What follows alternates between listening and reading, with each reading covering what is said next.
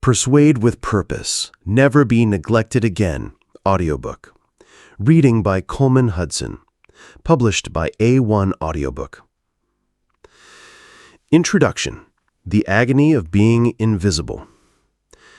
The air in the conference room was stale, thick with the low hum of the projector and the clinking of ceramic coffee mugs. David felt his stomach tighten. This was his moment. For 3 weeks he'd done nothing but eat, sleep, and breathe the data. He'd unearthed the critical flaw in their customer retention strategy, and, more importantly, a brilliant, cost-effective solution. It was all there, laid out in 16 pristine slides. He stood up. His heart pounded a nervous rhythm against his ribs, but his voice, when it came, was steady. He walked his team through the numbers, the customer feedback, the projected revenue loss. He unveiled his solution with a flourish of genuine pride. It was elegant. It was logical. It was, he felt with certainty, the right thing to do. He finished, looking around the polished mahogany table for the spark of understanding, for the nods of agreement, for the dawning realization that he'd just saved the company millions. Instead, he was met with a soul-crushing wave of polite indifference. There were a few slow, non-committal nods. The head of sales, a man named Robert, cleared his throat and said, "Interesting, David. We'll definitely circle back on that." The meeting moved on to the next agenda item, as if David had just given a weather report. He sank back into his chair, the adrenaline draining out of him, leaving a cold, hollow feeling in its place. He felt invisible. 1 week later, an all-hands email hit his inbox. The subject line read, "A New Vision for Customer Loyalty." In it, the CEO was praising Robert for his visionary leadership and game-changing new strategy. Robert had taken David's entire concept, wrapped it in a more compelling story about building a family of customers, and presented it in a private meeting. He hadn't changed a single data point. He just changed the narrative. Robert was celebrated. David was forgotten. Have you ever been David? Have you ever poured your heart and mind into an idea, a presentation, a conversation, or even a relationship, only to be met with a silent, dismissive shrug? Have you ever had a brilliant contribution get lost in the noise, only to hear someone else repeat it 5 minutes later to thunderous applause? Have you ever felt like you were speaking a language no one else could understand? Like a ghost in the room whose voice passes through walls, unheard and unfelt? This is the agony of being invisible. It's the quiet frustration of knowing you have value to offer, but being unable to make it seen. It's the sting of being overlooked, talked over, and underestimated. It's the feeling that no matter how hard you work or how smart you are, you just can't seem to get the traction you deserve. If that feeling is familiar, I want you to know 2 things. First, you are not alone. Second, it is not your fault. The problem defined, the crisis of connection. We are living in an epidemic of neglect, a modern crisis of connection. We're more connected than ever digitally, yet we feel more disconnected from each other personally. Our attention spans have been shattered into 1,000 tiny fragments by an endless barrage of notifications, headlines, and distractions. In this hyper-noisy world, being good is no longer good enough. Having a great idea is not enough. Having the right answer is not enough. The problem isn't a lack of worth on your part. It's the failure to build a strong, reliable bridge between your internal value and the external world. You have the goods, but the delivery truck keeps breaking down. For years, I believed the lie that influence was an innate gift. You were either born with charisma or you weren't. You were either a natural leader or you were destined to be a follower. I watched the Roberts of the world effortlessly command attention while I and so many others like me struggled on the sidelines with our well-researched, perfectly logical, and completely invisible ideas. But then, through a decade of studying behavioral psychology, neuroscience, and the stories of the world's most quietly effective people, I discovered a profound truth. Influence is not a personality trait, it is a skill. And like any skill, it can be learned. The promise, from invisible to influential. This book is the result of that discovery. It's not about changing who you are. It's not about faking charisma or learning manipulative tricks. It's about giving the authentic, intelligent person you already are the tools to be heard, valued, and respected. It's about ensuring your ideas land with the impact they deserve. I am going to hand you a simple, powerful, and timeless tool I call the Influence Compass. Think of it like a real compass. In any terrain, a compass helps you find your bearings so you can navigate with confidence. The Influence Compass does the same for human interaction.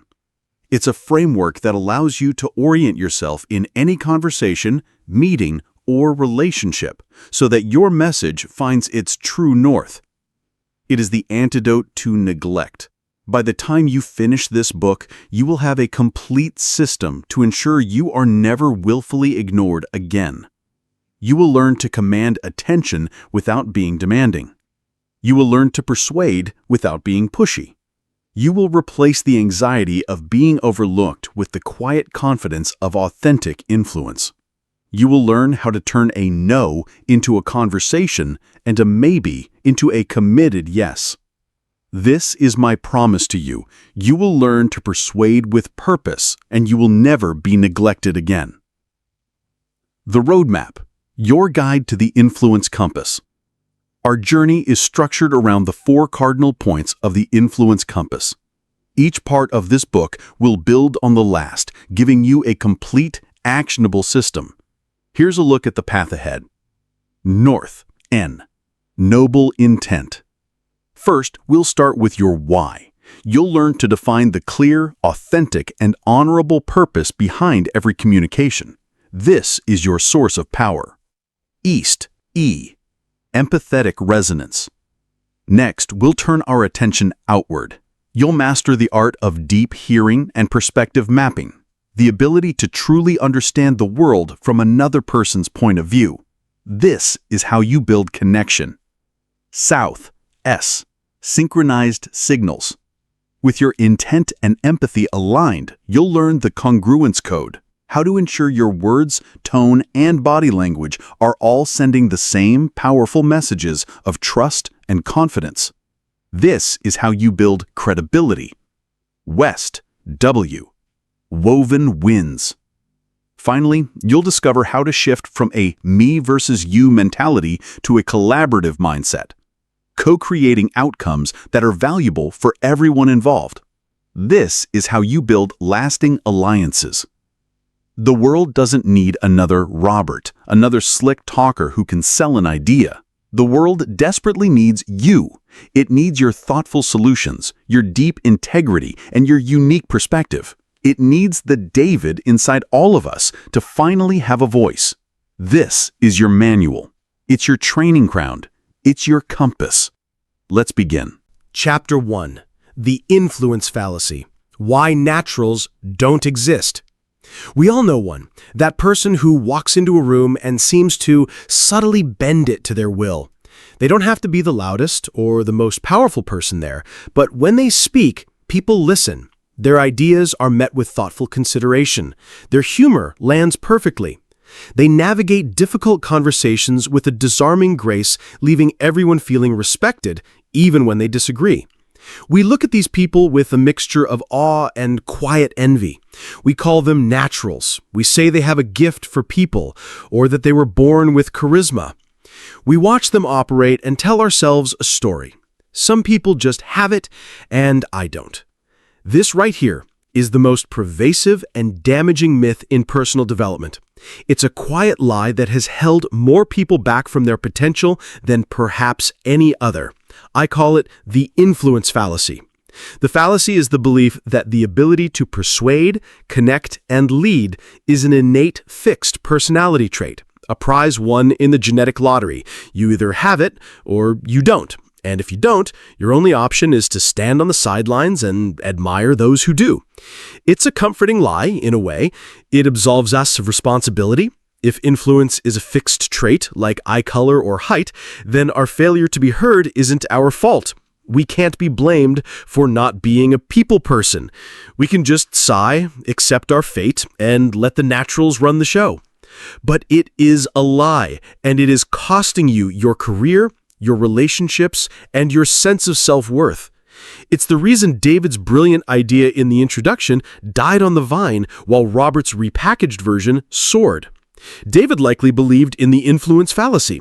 He believed his job was to have the right data, and the rest was up to some magical quality he simply didn't possess. The truth, backed by decades of research in neuroscience and psychology, is far more empowering. Influence is not a gift, it is a skill, and its foundation is not personality, but process. Your brain is built for this. For a long time, we believed the adult brain was a finished product. We thought that by our early 20s, the wiring was more or less set. You were who you were. But a revolutionary concept in neuroscience has completely overturned that assumption. Neuroplasticity. Think of your brain not as a static, hardwired computer, but as a dynamic landscape of living forest trails. When you think a thought or perform an action, you are walking down a specific neural trail. The first time you walk it, the path is faint, covered in leaves and twigs. It takes conscious effort to find your way. But if you walk that same trail every day, something remarkable happens. The path widens, the undergrowth is cleared. Your brain, in a process called myelination, essentially paves the trail, allowing electrical signals to travel faster and more automatically. The old, unused trails, they become overgrown and disappear. This is the physical mechanism of learning. Every skill you've ever acquired, from riding a bike to speaking any language to learning how to code, is the result of you intentionally forging and reinforcing new trails in your brain. So, what does this have to do with being a natural? Those people we see as effortlessly influential are not a different species. They simply started walking the influence trails earlier in life.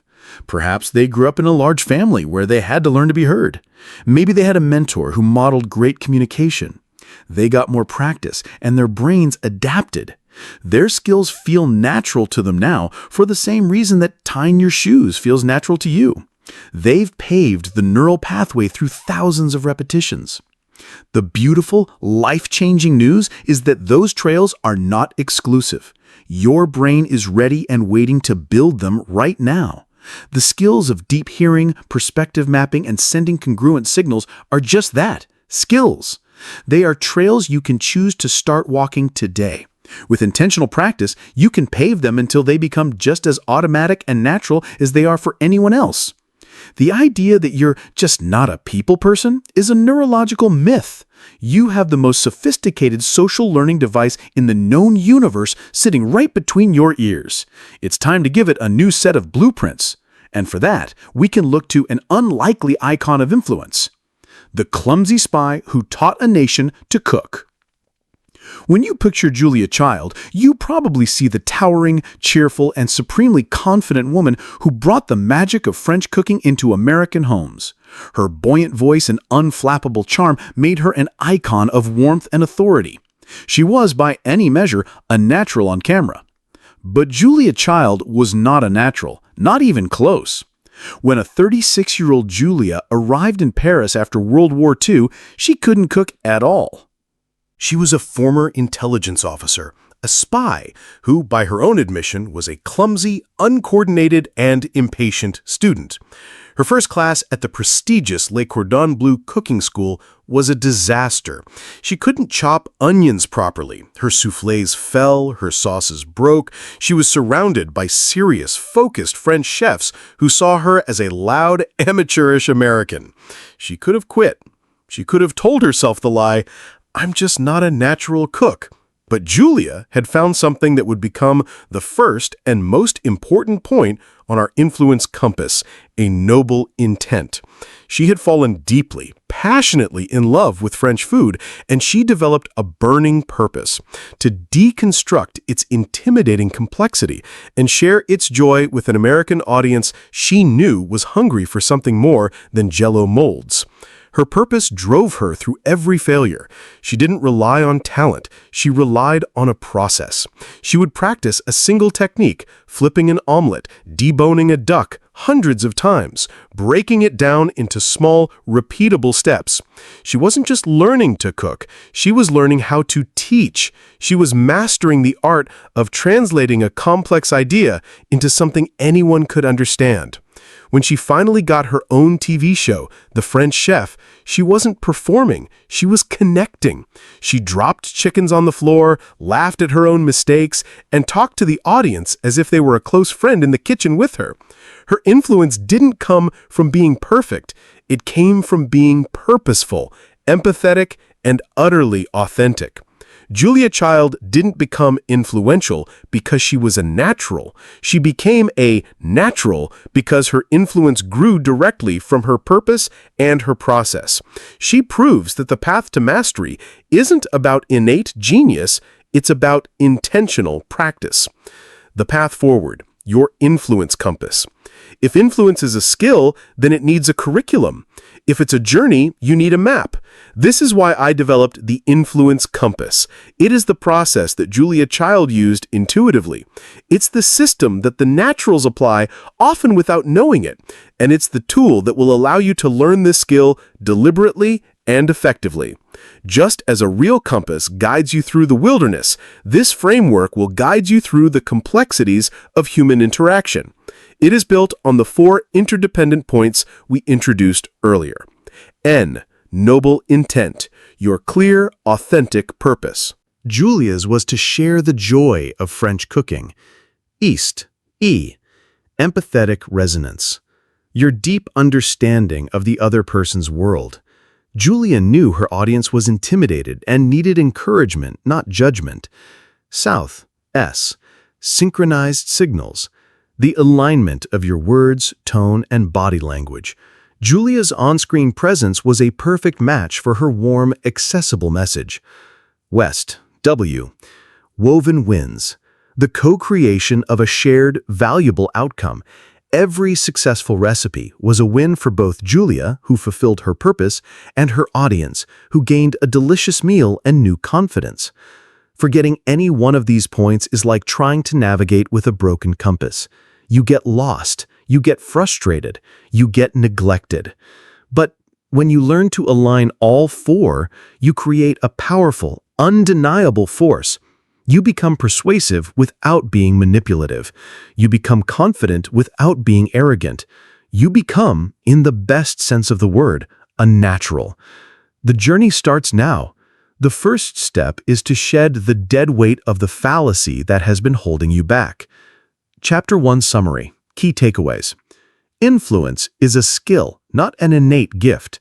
The belief that people are born influential is the influence fallacy, a myth that prevents us from learning and growing. Your brain is built to learn this skill. Thanks to neuroplasticity, you can actively forge new neural pathways for social and persuasive skills at any age through intentional practice. Naturals simply had to start in practice. People who seem effortlessly influential have just had more repetition, often unconsciously, in applying the core skills of connection and persuasion. Purpose and process trump talent. As Julia Child's story shows, a clear purpose, your why, combined with a deliberate process is far more powerful than any perceived natural ability. The Influence Compass provides this process. Your first step, the natural myth audit. The first step in breaking free from a limiting belief is to see it clearly in the world around you. This week, your task is to become an observer. Identify a natural. Think of one person in your life, a colleague, a friend, a public figure, whom you have always considered a natural at influence, someone who seems to command respect effortlessly. Become a detective. Instead of just being impressed, watch them with a detective's eye. Don't look at what they are, look at what they do. When they speak, what is their tone of voice like? How is their posture? How do they listen to others? Do they interrupt? Or do they ask clarifying questions? How do they frame their ideas? Are they focused on their own needs or on shared goals? When they face disagreement, How do they react? Deconstruct the magic. Write down the specific, observable actions and skills you see them using. You'll quickly realize there is no magic. There is a set of learnable behaviors. You might notice they are excellent at making others feel heard, or they're skilled at telling a compelling story. This exercise will begin to rewire your brain. It will shift your perspective from, they have something I don't, to, they are doing something I can learn. And with that simple shift, you have already taken your first, most crucial step out of the shadows of neglect. In the next chapter, we'll set our compass and find our true north. Chapter 2. The Power of Your Why. Finding North. Imagine you need to ask your boss for a raise. You book the meeting. You spend hours preparing your list of accomplishments, rehearsing your talking points, and building your case. You walk into the office, your heart a frantic drumline, and you launch into your pitch. But what is the actual purpose of this conversation? What is the why driving your words? For most people, the unspoken intent is something like this: my goal is to get more money. It's an understandable goal, but it's a terrible North Star. An intent focused solely on what you get is a selfish intent, and people can feel a selfish intent from a mile away. It puts them on the defensive. It frames the conversation as a battle. Your gain is their loss. Your boss's brain immediately shifts into a mode of protection and justification. They are no longer listening to your accomplishments, they are building a case against you. You've walked into a negotiation, but you've accidentally started a fight. Now, imagine walking into that same meeting with a different North Star. Imagine your intent was this: my goal is to understand and align on the value I bring to the company, to ensure my compensation reflects that value, and to chart a path for future growth that benefits us both. Can you feel the difference? The first intent is a demand. The second is an invitation. The first is a zero-sum game. The second is a collaborative plan. The first is about you. The second is about us. This is the power of finding north. Before you can persuade anyone of anything, you must first be crystal clear on the authentic, respectful, and constructive purpose behind your communication. This is your noble intent, the first and most foundational point of the influence compass TM. It is the source from which all true influence flows. Your brain on purpose. Why is starting with intent so powerful? It's not just about sounding nice. It's about how you prime both your brain and the brain of the person you're speaking with. When you operate from a place of clear, positive purpose, you activate the more advanced, creative parts of your prefrontal cortex. You are calmer, more focused, and more resourceful. Your body language softens. Your vocal tone becomes more resonant. You are signaling trustworthiness before you even present your first piece of evidence. Conversely, when your intent is fuzzy, anxious, or self-serving, you trigger your own amygdala, the brain's primitive threat detection center. This sets off a cascade of stress hormones. Your thinking narrows, your heart rate climbs, and you start giving off subtle but unmistakable signals of desperation or aggression. As a species, we are exquisitely attuned to these signals. The person you're talking to subconsciously picks up on your internal state.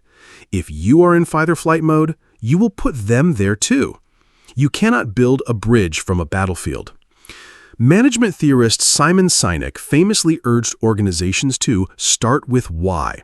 He argued that people don't buy what you do, they buy why you do it.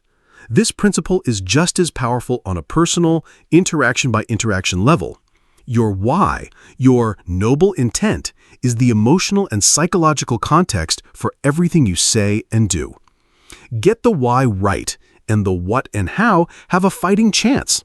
Get it wrong, and even the most brilliant idea will fall on deaf ears. From begging to empowering, the story of Angela's mission. I once worked with a woman named Angela, the founder of a small but remarkable nonprofit that provided after-school arts programs for at-risk youth. The program was changing lives. Kids who were on a path to dropping out were now graduating with honors. The evidence was undeniable, yet the organization was constantly on the brink of financial collapse. Angela was a brilliant operator, but she was a terrible fundraiser. Her meetings with potential donors were painful to watch. She would walk in, shoulders slightly slumped, and her voice would take on a pleading, almost apologetic tone. She would present charts showing her funding gap and talk endlessly about how much they needed the money to keep the lights on. Her unspoken intent was clear. I need you to give me money so my organization doesn't fail. Potential donors would listen politely, say her work was inspiring, and promise to think about it. Then they would walk away. Why? Because Angela's intent, while well-meaning, made them feel two things: pressure and pity.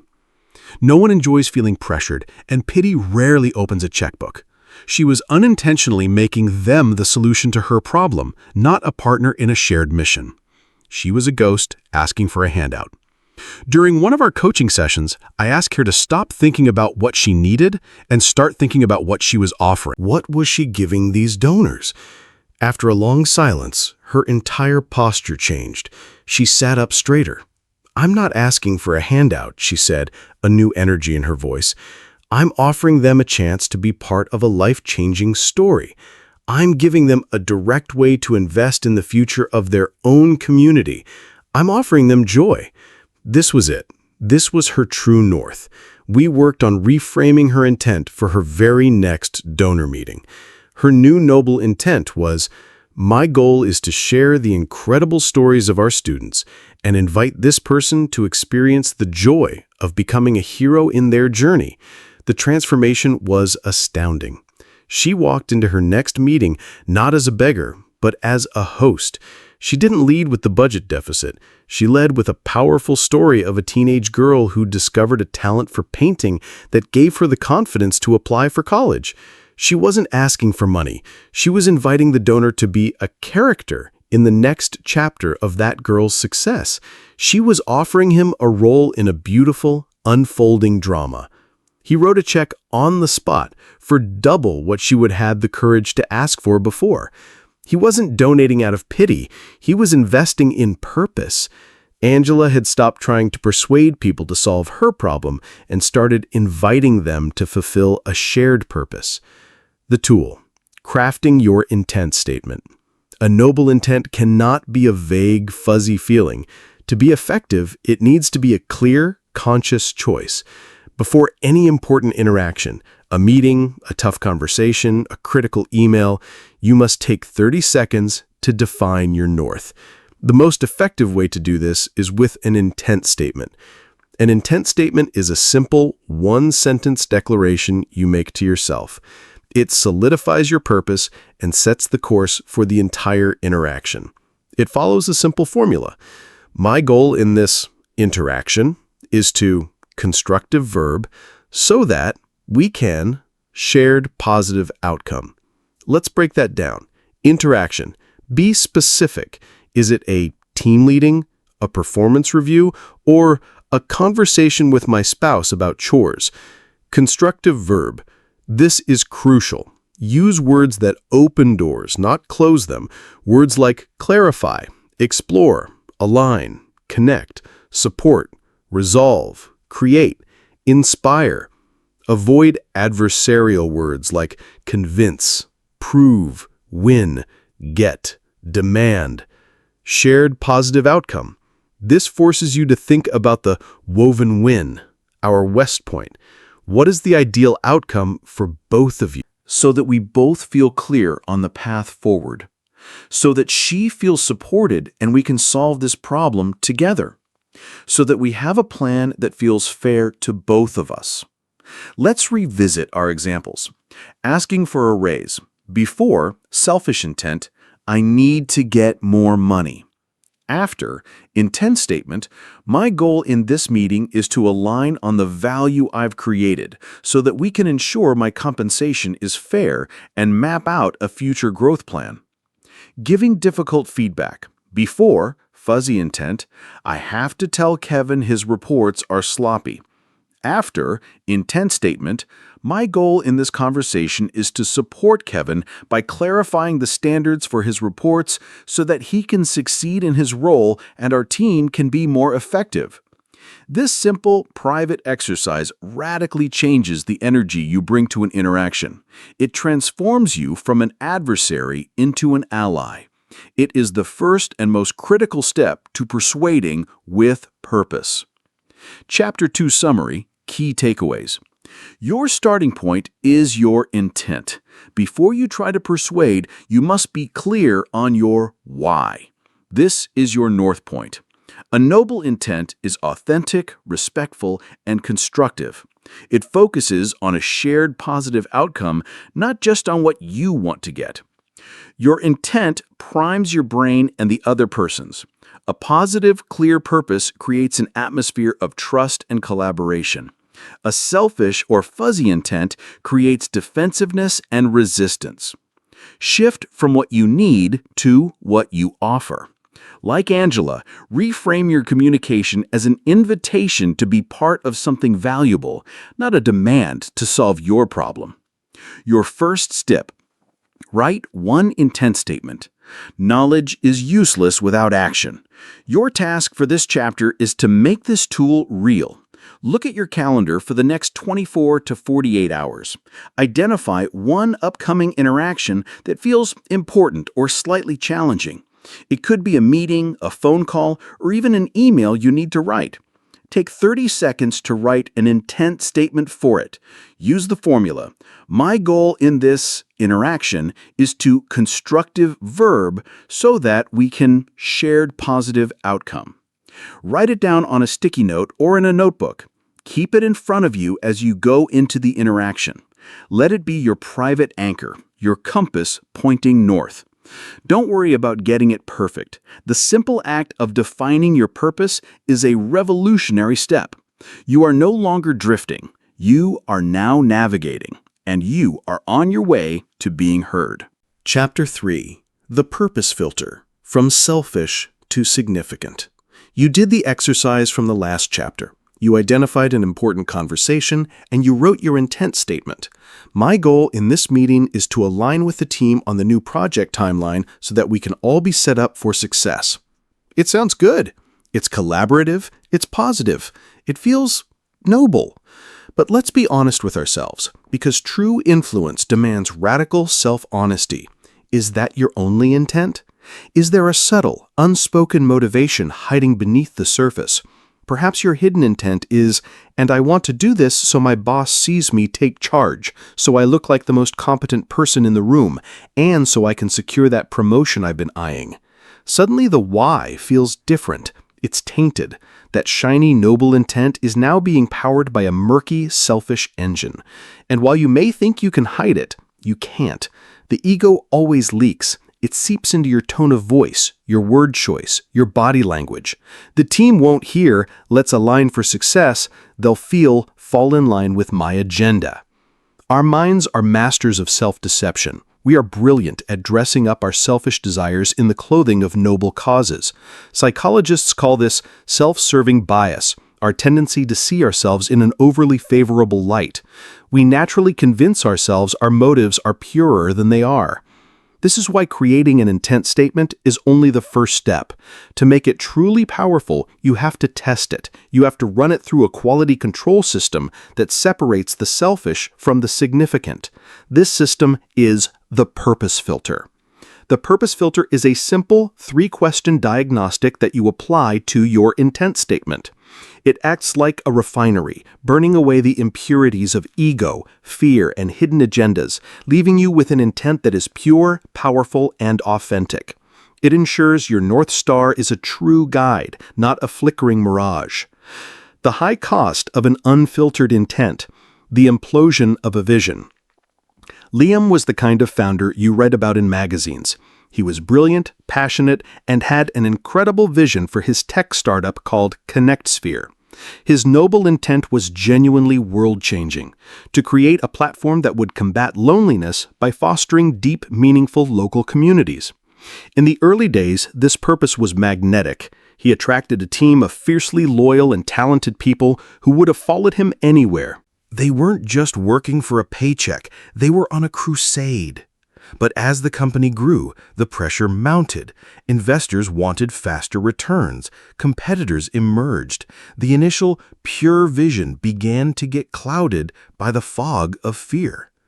Liam's intent started to decay. His internal monologue shifted from "how do we build the best community platform" to "how do I beat the competition and prove my investors right?" He still used the language of vision and purpose with his team. He would talk about the mission and changing the world, but his intent statement, if he had been honest enough to write it, would have been, "My goal is to push my team to hit these impossible deadlines so that we can crush our rivals and I can be seen as a success." His intent was now filtered through fear and ego. The team felt the shift instantly. The collaborative "we" was replaced by a demanding "I." Inspiring project meetings became tense interrogations. Liam wasn't leading a mission anymore. He was managing a resource. The joy curdled into burnout. The trust evaporated, replaced by resentment. Within 18 months, the company imploded. The best talent left, not because the work was hard, but because the purpose felt like a lie. Liam had persuaded his team to sacrifice their nights and weekends for a vision he no longer truly served. His unfiltered intent was a poison that killed the very dream he sought to build. The power of a filtered intent, leading through a storm. Now consider Evelyn. She was a mid-level manager at a manufacturing company that had just been acquired. The dreaded news came down from corporate. She had to lay off 20% of her team, a team she had built and mentored for years. Her first, raw, human intent was simply, "I have to get through this meeting without breaking down or having someone yell at me." It was an intent born of fear and self-preservation. But Evelyn had learned to use the purpose filter. She knew that walking into that room with a self-focused intent would be a profound betrayal to her team. So she took her raw intent and subjected it to the 3 questions. The value check. Does getting through it align with my value of compassionate leadership? No. My team deserves more than just my survival. The ego check. Is this about protecting my feelings? Yes. I need to make this about their dignity, not my comfort. The honesty check. What is the most honest, respectful goal here? To deliver this painful news with clarity and to offer every ounce of support I can. After running it through the filter, she crafted a new, truly noble intent. My goal in this meeting is to deliver this difficult news with honesty and compassion, to honor each person's contribution, and to provide them with clear, tangible resources to support their transition. This filtered intent changed everything. She walked into that room not as a corporate executioner, but as a leader navigating a tragedy. She was direct but deeply human. She didn't hide behind corporate jargon. She looked people in the eye. She had packets ready with severance information, contacts for recruiters, and her own personal offer to write letters of recommendation for every single person. The news was still devastating, but there was no yelling. There was no loss of respect. In the weeks that followed, employees who remained and even some who had been laid off reached out to thank her for her integrity. In the worst moment of her professional life, Evelyn didn't just survive, she built a legacy of trust. Liam lost everything because his purpose became selfish. Evelyn retained the trust of everyone because her purpose even under fire, remained significant. The tool, the 3 questions of the purpose filter. The purpose filter is your personal integrity checklist. After you've drafted your intent statement, take another 30 seconds to ask yourself these 3 questions.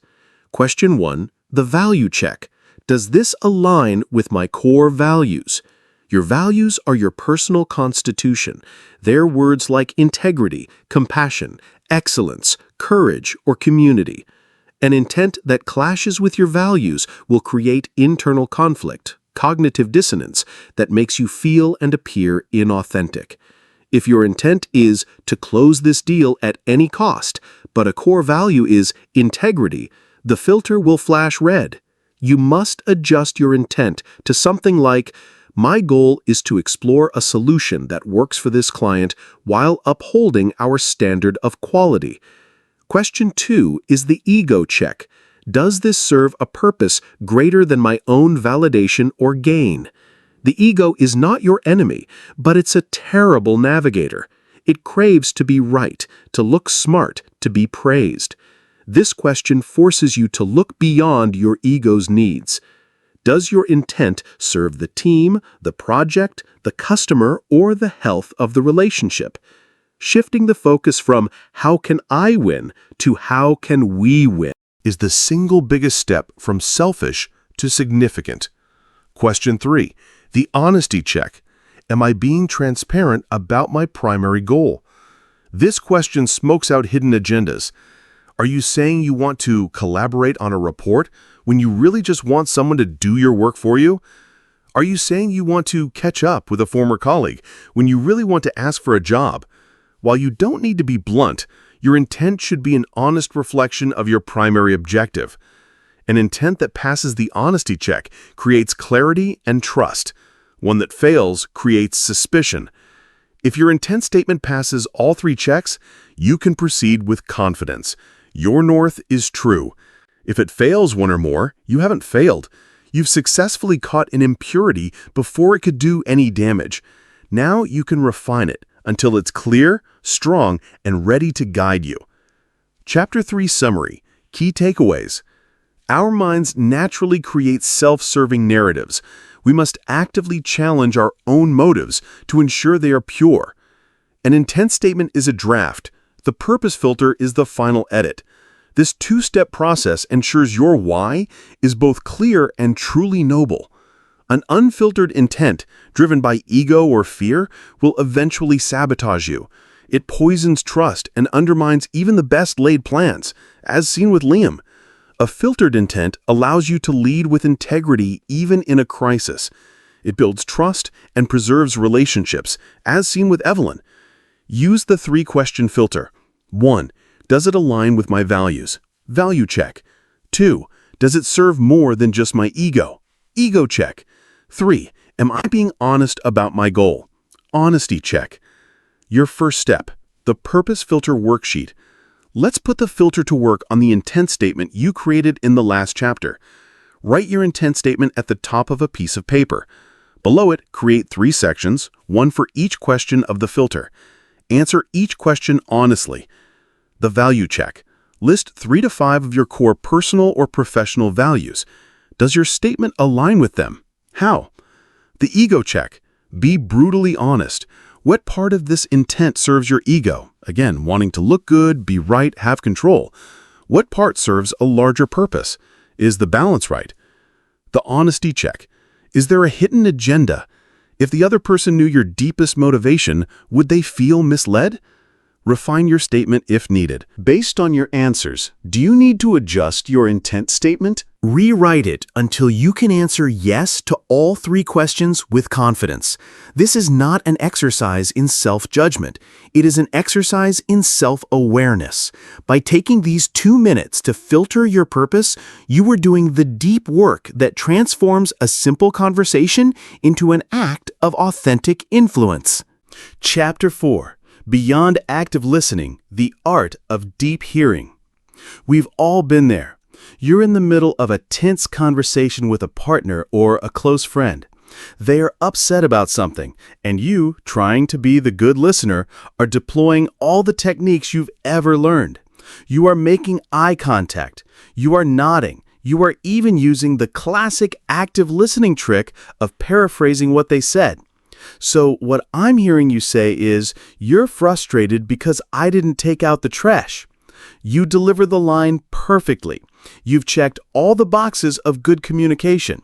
You lean back, proud of your emotional intelligence, expecting the tension to dissolve. Instead, they explode. Frustrated, they say, their voice rising. It's not about the trash. You're not listening to me at all. You're stunned. What do they mean you're not listening? You just repeated their exact words back to them. You were listening so hard you could pass a test on it. This frustrating, all too common scenario reveals a critical weakness in how we think about listening. We've been taught to listen for the words, the facts, the data. We've been taught to listen so we can formulate a logical response. But we have missed the most important part of the message. We're so focused on the lyrics that we've completely ignored the music. This is the difference between passive listening and even active listening, and the next point on our influence compass. To build true empathetic resonance, our east point, we must master the art of deep hearing. Deep hearing is the skill of listening beyond the words to the underlying emotional and psychological currents of a conversation. It's about hearing the hope, fear, frustration, or insecurity that powers the words being spoken. It's about understanding that when someone says it's not about the trash, they're telling the absolute truth. It's about the feeling of being disrespected, ignored, or taken for granted. The trash is just the evidence. The feeling is the real story. When you fail to hear the music, you are not just missing information. You are communicating a subtle but powerful message of your own. Your feelings don't matter as much as your facts. This is why someone can feel completely unheard when you are repeating their words.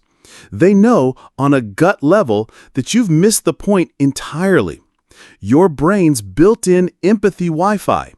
The ability to hear the music isn't a mystical power, it's a biological one. Your brain is hardwired for it. In the 1990s, a team of Italian neuroscientists made a remarkable discovery while studying the brains of monkeys. They found a special class of brain cells that fired not only when a monkey performed an action, like grabbing a peanut, but also when it simply watched another monkey perform the same action.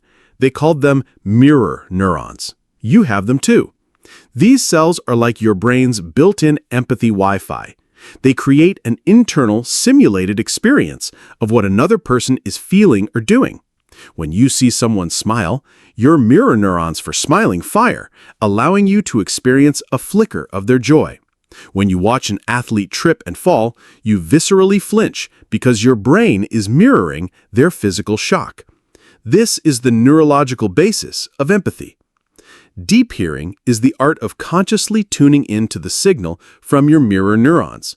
Standard listening is a cognitive exercise that happens in your prefrontal cortex. Deep hearing is a full-body experience. It's about paying attention to the subtle feelings and intuitions your brain is already picking up from another person's tone of voice, posture, and facial expression. Ignoring this channel is like trying to understand a movie by only reading the subtitles. You get the plot, but you miss the entire emotional experience. True influence requires the whole picture. Listening a man out of a bank vault. The story of Agent Wallace. Nowhere is the power of deep hearing more evident than in the world of hostage negotiation. A great negotiator doesn't walk in and start arguing facts. They don't say, "You're wrong to do this." They know that would be a death sentence. Their only tool, their only path to a peaceful resolution is to build a bridge of understanding so strong that the person on the other side feels safe enough to walk across it. Consider the case of a man, let's call him Jacob, who had barricaded himself inside a bank vault after a failed robbery. He was desperate, armed, and terrified.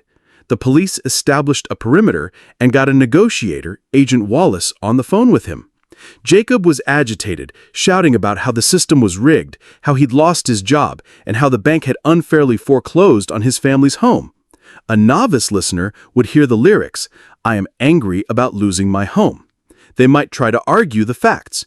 "Jacob, the bank has rules. There are other ways to handle this." But Agent Wallace wasn't listening to the lyrics. He was listening to the music. The music wasn't just anger. Beneath the rage, the music was a symphony of humiliation, helplessness, and a profound loss of identity. Jacob didn't just lose a house. He felt he had lost his standing as a man, a provider, a person of worth. Agent Wallace never said, "I understand." Those are empty words. Instead, he reflected the music back to Jacob. He said things like, "It sounds like you're completely backed into a corner. It feels like no matter how hard you worked, the rug was just pulled from under you. You just wanted to provide for your family, and it feels like the whole world conspired to stop you. That must be infuriating." Wallace wasn't agreeing with the bank robbery. He wasn't condoning Jacob's actions. He was holding up a mirror to Jacob's emotional state and saying, "I see this. I hear this." For the first time in months, Jacob felt truly seen. The rage began to subside, replaced by the deep, shuddering sorrow it had been masking. He was no longer a monster in a vault. He was a man in pain. After several hours of being heard, of having his music validated, Jacob put his weapon down and surrendered peacefully. He was persuaded not by logic or threats, but by the profound, life-altering power of being deeply heard. The tool. Listening for the music, not just the lyrics. You don't have to be a hostage negotiator to use this skill. You can practice it in every conversation, every day. The key is to consciously separate the two channels of information. The lyrics, the literal words being said, the facts, the plot, the data. You left the dishes in the sink. This report needs to be redone. We're going to miss our deadline. The music, the underlying emotion or feeling, the tone, the pace, the volume. Is it frustration, anxiety, disappointment, fear, hope, exhaustion? When you're in a conversation, especially an important one, actively ask yourself, what is the music here? Forget about forming your rebuttal for a moment. Forget about solving the problem. Just listen for the feeling. Is your colleague's voice tight with anxiety as they talk about the deadline? Is your partner's voice flat with exhaustion when they mention the chores? When you identify the music, your response changes entirely. Instead of addressing the lyrics, like, "Okay, I'll redo the report," you can acknowledge the music first. "It sounds like you're really worried about this deadline." I get it. Acknowledging the music is like giving the other person's brain a message received signal. It instantly de-escalates tension and tells you are an ally, not an adversary. Only then, once they feel heard, can you effectively work together to address the lyrics. Chapter 4, Summary, Key Takeaways. Go beyond active listening. Simply repeating words isn't enough. True connection comes from hearing the emotion behind the words. This is deep hearing. Listen for the music, not just the lyrics. The lyrics are the facts. The music is the feeling. The music is almost always the more important message. Your brain is wired for this. Mirror neurons give you a natural ability to sense what others are feeling. Deep hearing is the skill of tuning into that signal. Validation is not agreement. Acknowledging someone's emotional state, like Agent Wallace did, doesn't mean you condone their actions. It means you understand their experience, which is the foundation of all influence. Acknowledge the music first. Before you solve the problem or debate the facts, acknowledge the emotion. This builds the trust needed for a productive conversation. Your first step, the music and lyrics drill. This skill, like any other, requires practice in a low-stakes environment. You wouldn't learn to swim during a tsunami. So, we're going to start your deep hearing training at the gym by watching TV. Turn on a TV show or movie with a scene that has some emotional weight. A drama is perfect, but any show with dialogue will work. Listen to the lyrics. For the first 30 seconds, just listen to the words. What is the conversation about on a factual level? Listen for the music. Now, rewind and watch the same scene again, but this time, ignore the words. Close your eyes if it helps. Just listen to the tone, the pace, the size, the hesitations. What is the primary emotion this character is conveying? Is it fear, resignation, anger, longing? Label it. Silently label the emotion you hear. That's frustration. That's deep disappointment masked by a calm voice. Do this for 5 minutes. That's it. You are training your brain to pay attention to a channel it has likely been ignoring. You are developing your ear for the music of human interaction. Soon, you'll be able to hear it everywhere, transforming you from someone who just waits to speak into someone who truly, deeply hears. Chapter 5. Perspective Mapping. How to See Through Their Eyes. In the last chapter, you learned to become a master receiver. By practicing deep hearing, you've started to tune in to the real-time emotional frequency of others, hearing the music behind their words. This is a powerful reactive skill for navigating conversations as they unfold. But what if you could anticipate the music before the orchestra even begins to play? What if you could walk into a high-stakes conversation already understanding the other person's worldview so clearly that you could practically predict their concerns, motivations, and reactions? This is the next level of empathy. It's the difference between skillfully dodging obstacles in your path and having a map that shows you where the obstacles are ahead of time so you can choose a better route. This proactive cognitive skill is the second pillar of empathetic resonance. I call it perspective mapping. Perspective mapping is the deliberate act of reconstructing another person's reality inside your own mind.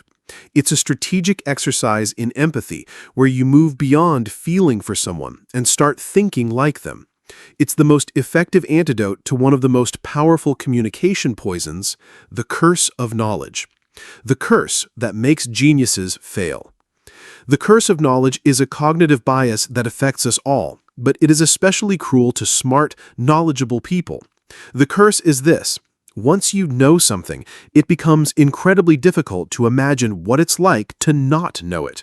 Your knowledge has cursed you, making you unable to recreate the perspective of a beginner or an outsider. This is why brilliant engineers struggle to explain their inventions to marketing teams. It's why doctors use confusing jargon with their patients. It's why you can explain something you find simple to a friend and they just stare back at you with a blank look. You have forgotten the hundreds of small steps it took you to get to that understanding. You can no longer see the path. You can only see the destination. The curse of knowledge makes you assume that what is obvious to you is obvious to everyone. It makes you assume your priorities are everyone's priorities. It is the enemy of persuasion because it makes you build your case from inside your own head, using your own language and your own logic, forgetting that the person you need to persuade lives in a completely different mental country. Perspective mapping is the passport that allows you to travel to that country. The Engineer and the Wall of No. The story of Frank. Frank was a lead engineer at an aerospace company, and he was a genius. He had designed a new type of carbon fiber component that was lighter, stronger, and more efficient than anything they were currently using. On paper, it was a no-brainer. It would improve their products and in the long run save the company a fortune. But 3 times Frank had presented his proposal to the finance department, and 3 times he had been met with a firm, soul-crushing no. Frank was livid. He saw the finance team, led by a woman named Brenda, as bureaucratic bean counters who were actively hostile to innovation. In his mind, they were the enemy. "They just don't get it," he'd complained to his engineering team. "They can't see the obvious benefit." Frank was suffering from a severe case of the curse of knowledge. His world was one of elegant design, material stress tolerances, and performance metrics. He presented his proposal using that language, filling his slides with complex technical diagrams and long-term efficiency models. He assumed the obvious benefit would be as clear to Brenda as it was to him. During a coaching session, I asked Frank to stop thinking about his proposal and start thinking about Brenda. I asked him to create a perspective map of her world. At first he resisted, but then he started digging. He talked to a junior analyst in her department. He looked up her professional background on LinkedIn. He reviewed the company's annual report, paying close attention to the CFO's message. Slowly, a new picture emerged.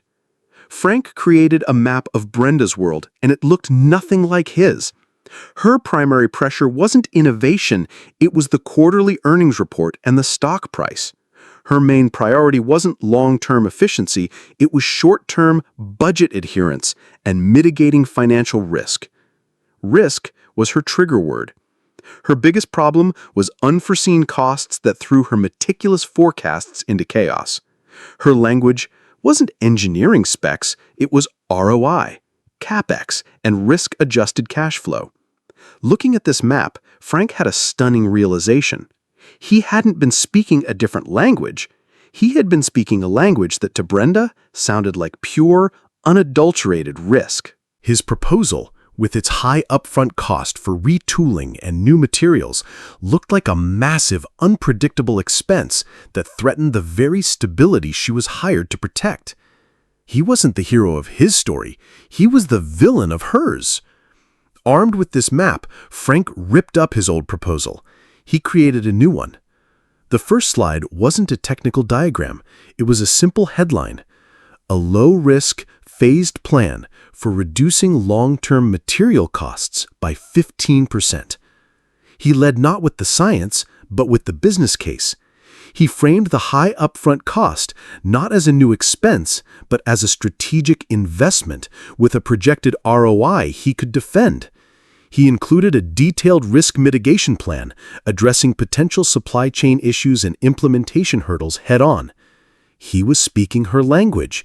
He was addressing her fears. He was honoring her priorities. He presented the new proposal to Brenda. She listened intently, asked sharp, insightful questions, and at the end of the meeting, she looked at him and said, "Okay, Frank, this makes sense. Let's run the numbers and get this approved." Frank didn't change his invention, he changed his perspective. And by doing so, he turned his greatest adversary into his most powerful ally. The tool, how to create a perspective map. Perspective mapping isn't guesswork, it's investigative work. Before a crucial conversation, take 10 minutes and sketch out a map of the other person's world. You can do this on a piece of paper or a whiteboard. Focus on these 4 key territories. I call them the 4 Ps. Pressures. What external forces are acting on this person? Who do they report to? What are their deadlines? Are they facing budget cuts, market competition, or regulatory changes?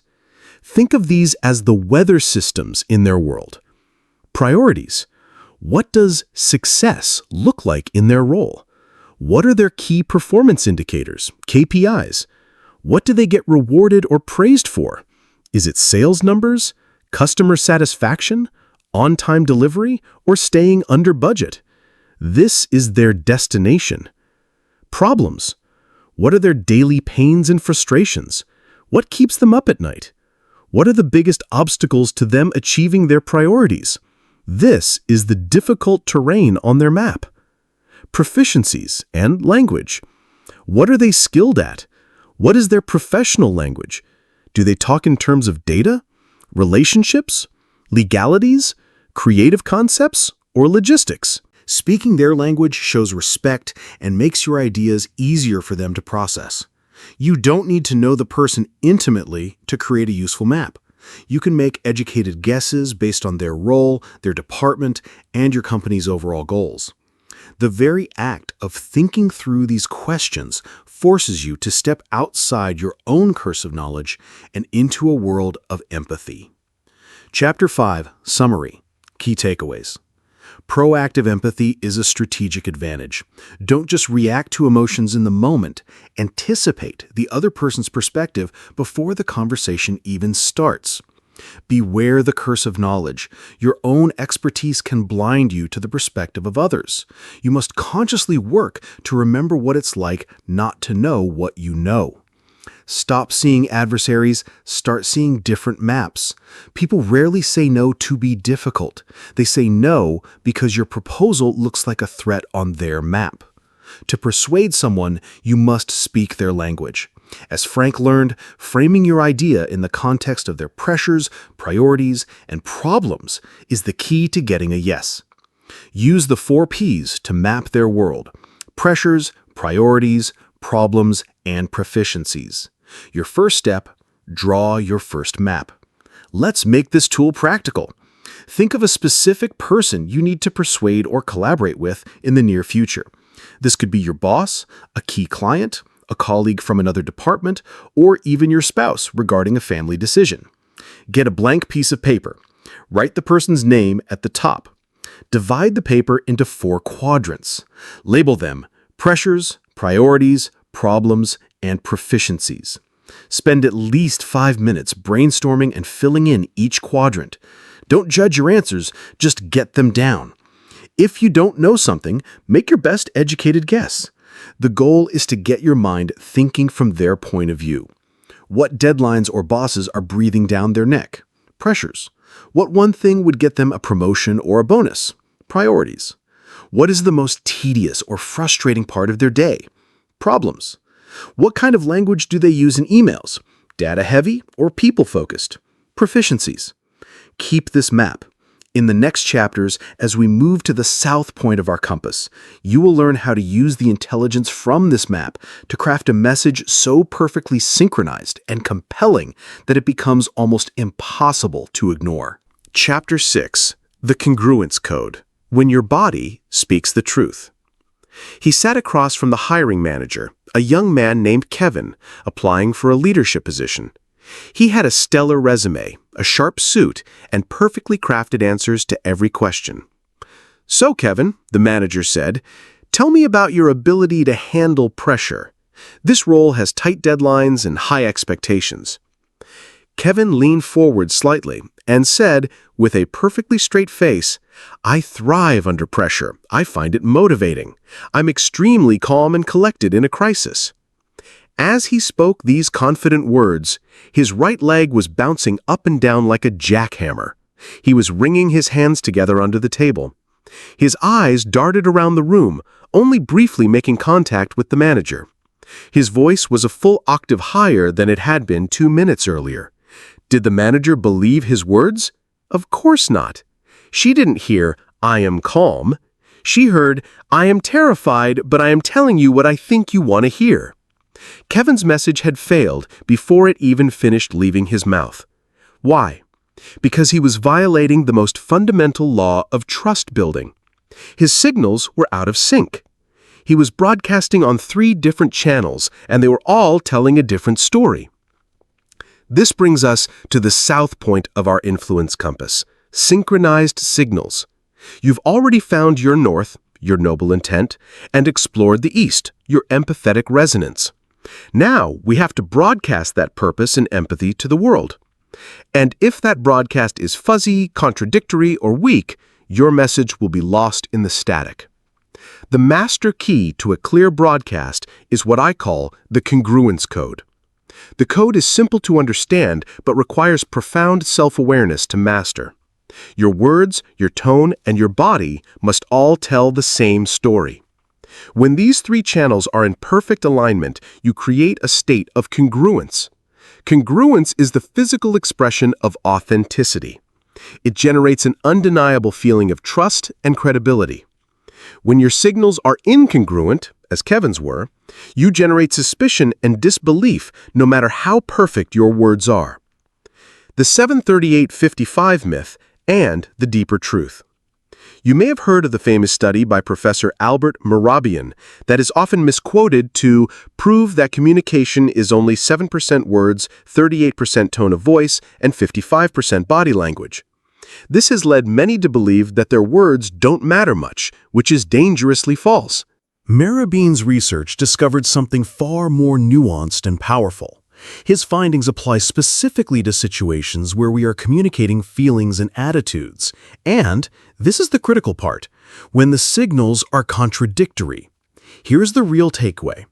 If your words conflict with your tone and body language, people will believe the nonverbal signals almost 100% of the time.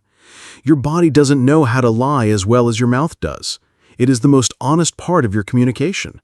The bouncing leg, the shifting eyes, the tight shoulders, these are the windows to the truth of your emotional state.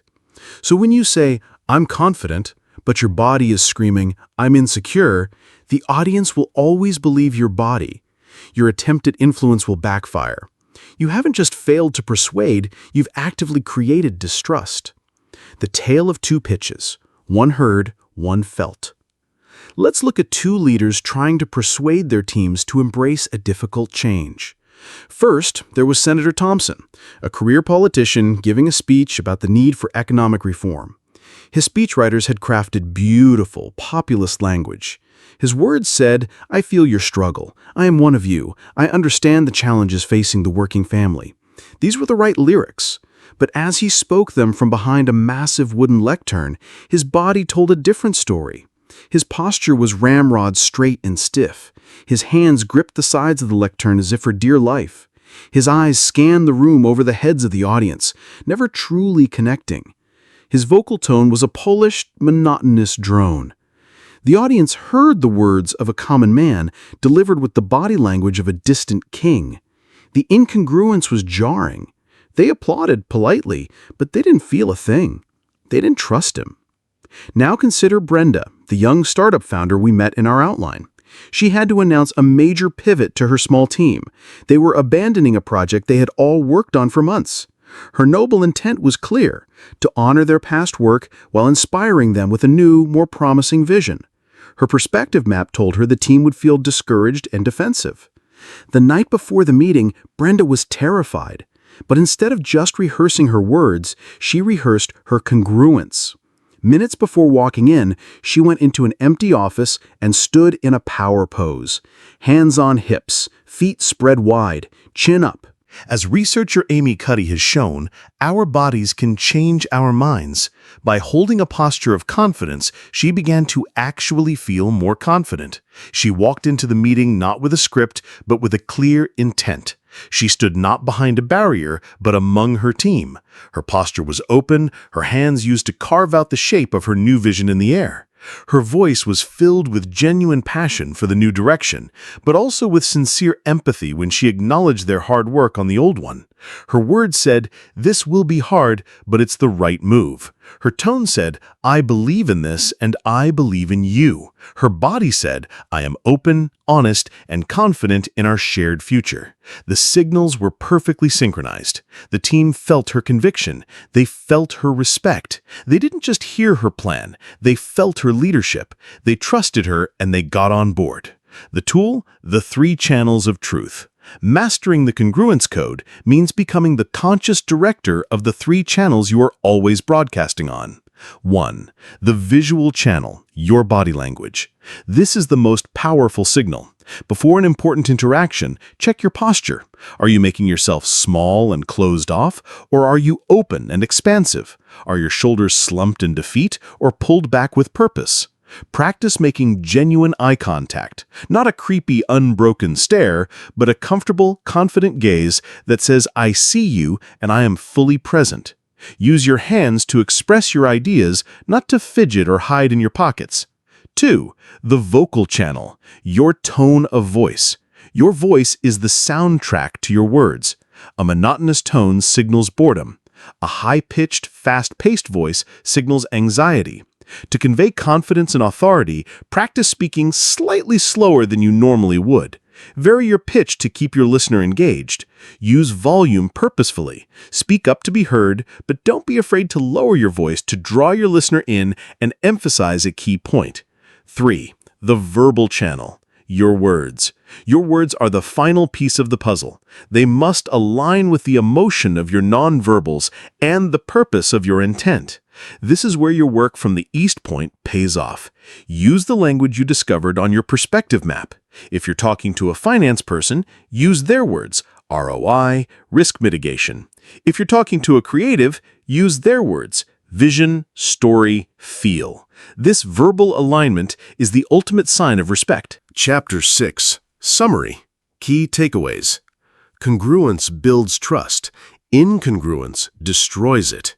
Your words, tone, and body must all send the same message for you to be seen as authentic and credible. Your body speaks the truth. When verbal and nonverbal signals conflict, people will always believe the nonverbal ones. You are broadcasting on 3 channels at all times: the visual, the vocal, and the verbal. You can prime yourself for congruence, using techniques like power posing or simply taking a deep, centering breath can help align your physical state with your mental intent. Aligning your words with their world is crucial. Use the language and priorities from their perspective map to complete the circuit of congruence. Your first step, the signal audit. This is one of the most powerful and humbling exercises in this book. It requires courage, but it provides invaluable data. Choose a low-stakes topic. Pick a subject you can talk about for 60 seconds, like the plot of my favorite movie, my opinion on a recent news story, or my goals for this quarter. Record yourself. Set up your smartphone and record a video of you speaking about the topic as if you were explaining it to a colleague. Don't try to be perfect, just talk. Watch it back. Pass 1, visual only. Play the video on mute. Don't listen to the words, only watch your body. What do you see? Are you open or closed? Are you fidgeting? What is your facial expression? What message is your body sending? Listen to it. Pass 2, vocal only. Now play the recording without watching the video. Just listen to your voice. Is it monotonous or engaging? Fast or calm? Strong or hesitant? What message is your tone sending? Watch and listen. Pass 3, the full picture. Finally, watch the video with sound. Ask yourself the ultimate question. Are all 3 channels telling the same story? Does the confidence or hesitation in your voice match the confidence or hesitation of your body? Do they both support the words you are saying? Jot down one thing you noticed that you want to improve. This audit isn't about judgment, it's about awareness. By simply becoming aware of your signals, you have already begun the process of synchronizing them. You are learning to master the code. Chapter 7. The Language of Value. Frame it for them, not you. In the last chapter, we focused on congruence, ensuring your internal state and nonverbal signals are aligned and authentic. This is the foundation of trust. But even with perfect congruence, your message can fail to land if the words themselves are tuned to the wrong frequency. Imagine you're trying to sell a state-of-the-art radio. You can have the most powerful, clear transmitter in the world, your congruent signals, but if the person you're trying to reach has their receiver tuned to 98.5 FM and you're broadcasting on 102.7 AM, all they will hear is static. This is what happens when we communicate from our perspective. We broadcast on our own channel, using the language of our own needs, our own features, our own benefits. We expect the other person to tune their dial to us. Authentic influence requires the opposite. It requires you to tune your broadcast to their receiver. It means translating your message into the one language that everyone in every situation is fluent in, the language of value. Specifically, the value it holds for them. This is the second half of mastering your south point, synchronized signals. It's not just about aligning your body and tone with your intent, it's about aligning your words with their world. It's about learning to consistently and consciously frame your ideas, not for you, but for them. The WIIFT principle, the most important radio station in the world. There is a radio station that every single person on Earth listens to 24 hours a day, 7 days a week. It's a commercial-free talk radio station that broadcasts directly inside their head. The station's call letters are WIIFT. WIIFT, what's in it for them? Every piece of information, every request, every idea you present is instantly processed by your listener's brain through the WIIFT filter.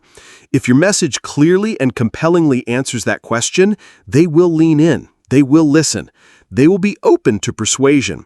If your message fails to answer that question, their brain will label it as irrelevant noise and promptly change the channel. This isn't a sign of selfishness, it's a sign of efficiency. We are bombarded with thousands of messages a day. The WIIFT filter is our brain's essential spam filter, helping us pay attention to what matters for our own survival, success, and well-being. Failing to speak the language of whift is the primary reason why so many well-meaning, intelligent people fail to persuade. They are so in love with the features of their own idea that they forget to explain the benefits to the listener. The realtor who sold homes versus the realtor who sold dreams. Consider two real estate agents, Greg and Maria, showing the exact same house to the exact same couple. Greg walks them through the front door. He is a master of features. Okay, he begins, clipboard in hand. As you can see, this is a 3-bedroom, 2.5-bath home, 2,100 square feet. The kitchen has granite countertops and stainless steel appliances. The living room features a wood-burning fireplace. The master bedroom has an east-facing window. He is accurate. He's professional. He is broadcasting on his own channel. WIIFM. What's in it for me to list all these features? The couple nods politely, but their eyes are blank. They are hearing the specs, but they aren't feeling a connection. Then comes Maria. She has done her homework. She knows a perspective map of this couple. She knows they work long hours, that they value their quiet morning rituals, and that they dream of hosting family for the holidays. She doesn't sell features, she translates them into whift. She walks them through the same front door. Just take a moment and imagine this, she says, her tone warm and inviting. The first thing I want you to see is the master bedroom. That window faces east, which means you'll wake up to the most beautiful morning sun. It's the perfect spot to enjoy that quiet cup of coffee together before the day gets crazy. She leads them to the kitchen. I know you love to cook, but a lot of modern kitchens can feel isolating. Notice how this one opens right into the living room. You can be preparing a holiday meal on these granite countertops and still be part of the conversation with your family gathered around that warm fireplace. See the difference? Greg described a house. Maria described their future home. Greg listed facts. Maria painted a picture of their life improved. She took every feature and ran it through the whift filter, translating it into a direct benefit for them. Greg was selling square footage, Maria was selling connection, comfort, and the fulfillment of their dreams. Who do you think made the sale? The tool? The feature to benefit translator. Learning to speak the language of value requires a conscious, deliberate mental process. You have to take what matters to you, the feature of your idea, and translate it into what matters to them, the benefit they will receive. This feature-to-benefit translator is a simple but profound tool. It works for selling a house, pitching a project, asking for a promotion, or even convincing your kids to clean their room. It's a simple 2-column exercise. Column 1, My Feature. In this column, list the objective, factual attributes of your idea or request. This is the what. Example, I want to enroll in a new data analytics course. Our software has a one-click reporting feature. We need to switch to a new supplier. Column 2, their benefit. What's in it for them? Now, for each feature, answer the question, so what, from their perspective. How does this feature make their life better, easier, or more successful? This is the why they should care. Let's run a few examples through the translator. Scenario: asking your boss to approve a training course. My feature: I want to take a $2,000 data analytics course. Their benefit: after this course, I'll be able to build automated dashboards that will save our team 5 hours a week in manual reporting. You'll get more accurate data faster, allowing you to make better strategic decisions. The course will pay for itself in less than 3 months. Scenario: pitching a new software feature to a potential client. My feature: our software has a one-click reporting feature. Their benefit: you know how you spend hours at the end of every month pulling numbers for your board meeting? With our one-click reporting, you can generate that entire report, perfectly formatted, in about 15 seconds. You get to walk into that meeting confident and prepared, and you get back hours of your time. Scenario: convincing your team to adopt a new process. My feature: we need to adopt this new project management system. Their benefit: I know learning a new system is a pain, but this new system will eliminate the need for our tedious daily status update meetings. It will give every single one of us more uninterrupted time to do the deep, creative work we actually enjoy. In every case, the translated message is exponentially more persuasive. It moves from a self-centered request to a value-added proposal. It proves you've done your homework, that you understand their world, and that you are focused on their success. This is the sound of a perfectly synchronized verbal signal. Chapter 7 Summary. Key Takeaways. Everyone listens to radio station WIIFT. What's in it for them? To be persuasive, you must broadcast on this frequency. Don't sell features, sell benefits. A feature is what your idea is. A benefit is what your idea does for the other person. Speaking the language of value is a sign of empathy. It proves you have moved beyond your own perspective and are actively considering theirs. The feature to benefit translator is your tool for WIIFT-ing any message. Consciously translate your what into their why they should care. This completes the circuit of synchronized signals. When your congruent nonverbals, body, tone, are paired with value-focused language, words, your message becomes compelling and trustworthy. Your first step, your next high-stakes email. An email is a perfect, low-risk place to practice this skill because you have time to edit and refine your message. Find an email, look in your drafts, or think of an important email you need to send in the next day or two. It should be an email where you are asking for something: information, a decision, help, a sale. Highlight your asks. Read through your draft and highlight every sentence that is about what you need or what your idea is. For example, I need the report by Friday. My proposal is to reallocate the budget. Run it through the translator. For each highlighted sentence, ask, so what, from the recipient's point of view? How does fulfilling your request benefit them? What problem does it solve for them? Rewrite with benefits. Edit the email to lead with or include the benefits. Before, I need the report by Friday so I can finish my presentation. After, to ensure we can present a unified and strong case to the leadership team next week, could you please send me your section of the report by Friday? This will give us time to integrate our findings and make you look great. Notice how the tone shifts from a demand to a collaborative, value-focused request. You are no longer just asking for something. You are proposing a partnership for their success. Chapter 8. The Co-Creation Mindset. Building a Bigger Pie. For most of human history, persuasion has been framed as a battle. It's a tug of war, a zero-sum game. The very language we use reveals this adversarial mindset. We talk about winning an argument, shooting down an idea, defending a position, or capturing a market. This is the logic of a small pie. There's only so much to go around, and my goal is to persuade you to give me the biggest slice. This mindset is the single greatest barrier to sustainable influence. It might help you win a single argument, but it will lose you the long-term war for trust and collaboration. It forces you to see other people not as partners, but as obstacles to be overcome. Even when you win, the other person feels like they've lost, breeding resentment that will surface later. This brings us to the final and most transformative point of our influence compass. We have aligned our north, noble intent, our east, empathetic resonance, and our south, synchronized signals. Now we must direct all that energy toward west, the creation of woven wins.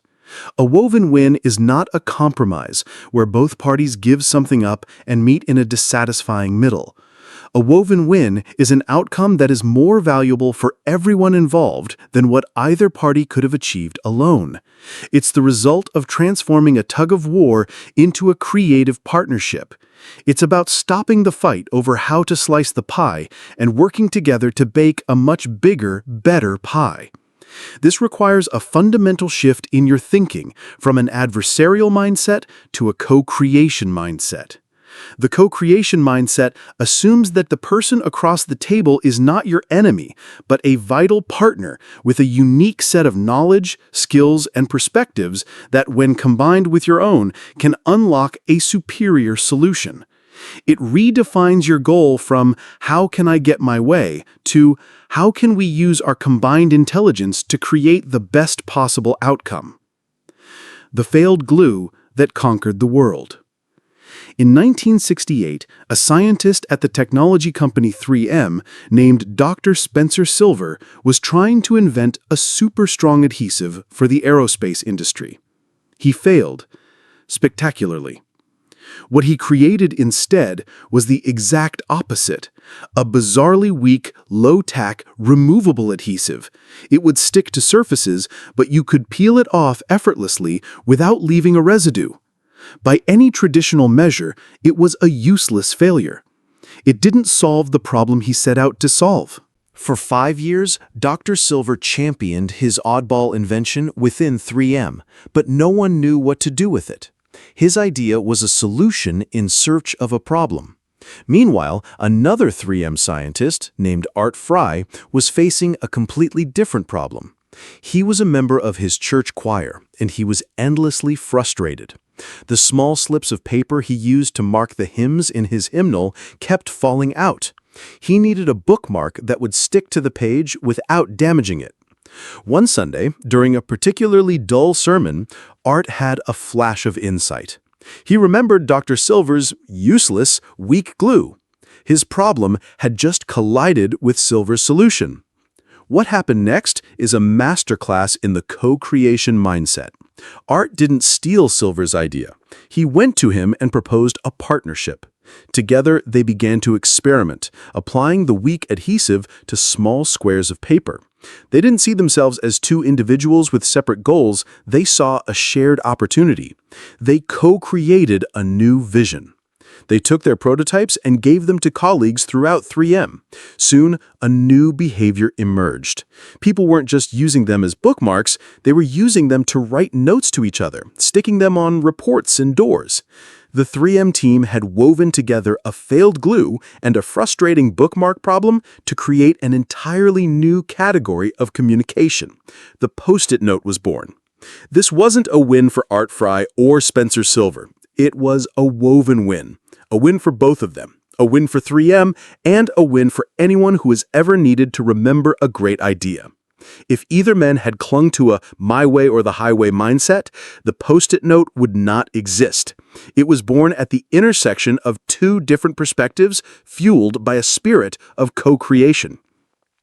From yes but to yes and, the language of co-creation. The co-creation mindset isn't just a philosophy, it's a practice, and its most powerful tool is found in a simple linguistic shift. In most brainstorming or problem-solving meetings, the default language is yes, but.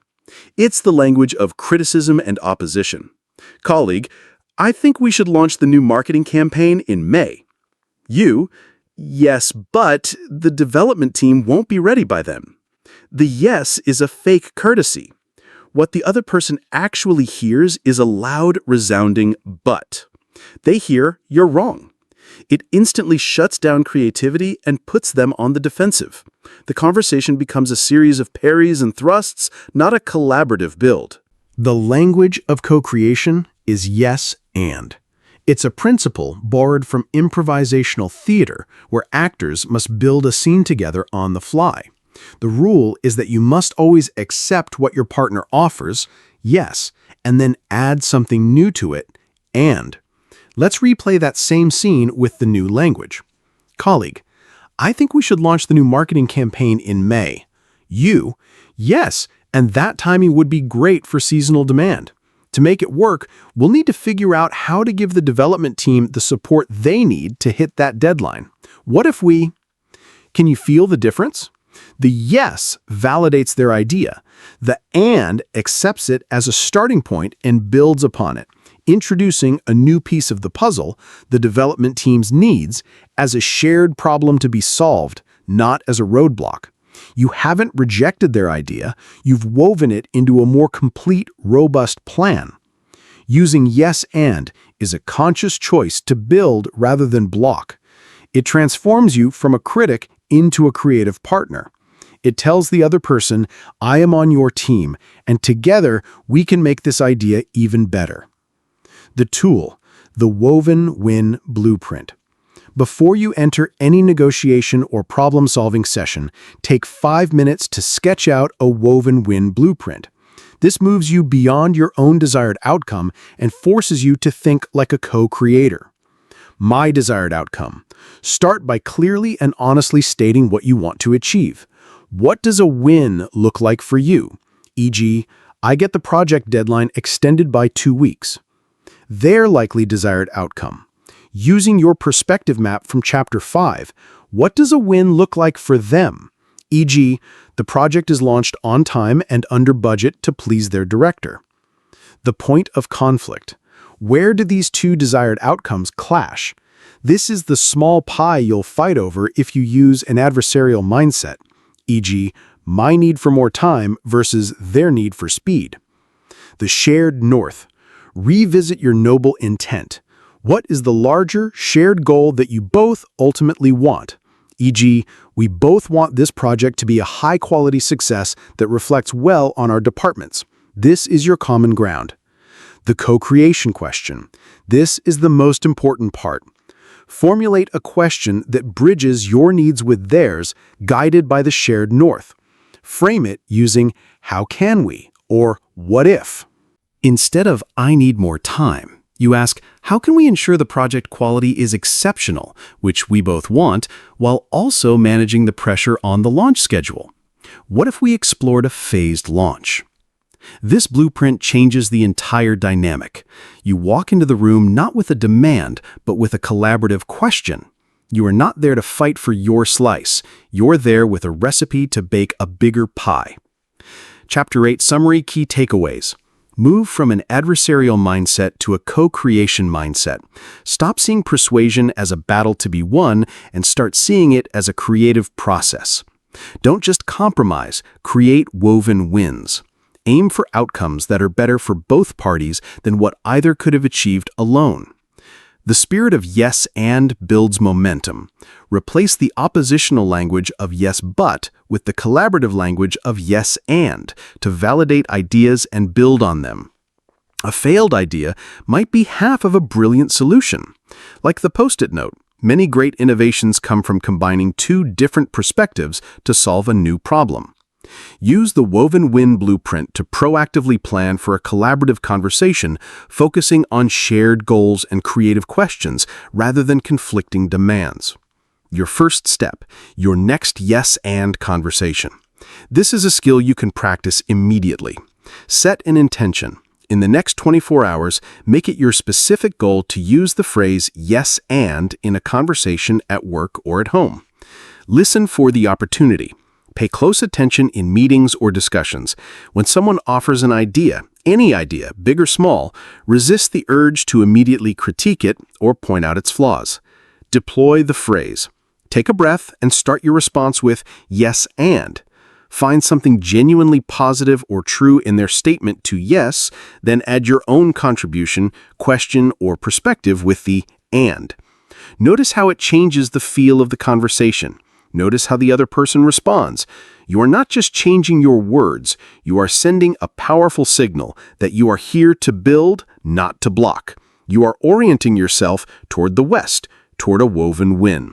Chapter 9. The Resilient Return, Turning No into Data. The email lands in your inbox. It's the one you've been waiting for, the one that holds the fate of your project, your proposal, your big idea.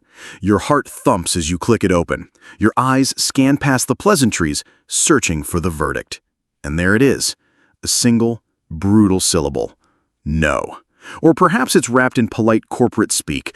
We've decided to go in a different direction. This isn't the right fit for us at this time. We appreciate your effort, but we cannot move forward.